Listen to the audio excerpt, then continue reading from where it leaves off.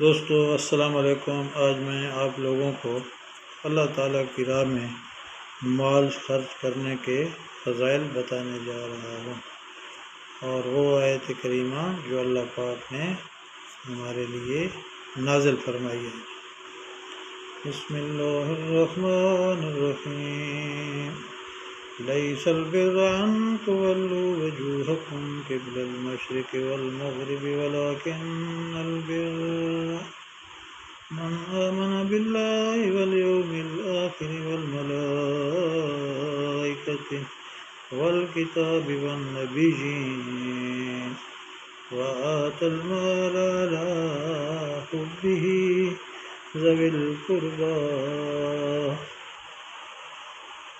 واليتامى والمساكين وابن السبيل والسائلين وفي الرقاب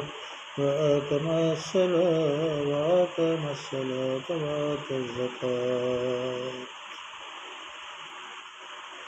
سارا کمال اسی میں نہیں ہے کہ تم اپنا منہ مشرق کی طرف کر لو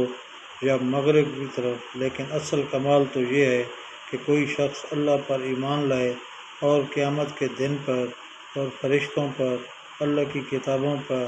اور سب پیغمبروں پر، اور اللہ کی محبت میں مال دیتا ہو، اپنے رشتہ داروں کو، یتیموں کو اور غریبوں کو اور مسافروں کو اور لاچاری میں سوال کرنے والوں کو اور قیدیوں اور غلاموں کی گردن چھڑانے میں خرچ کرتا ہو،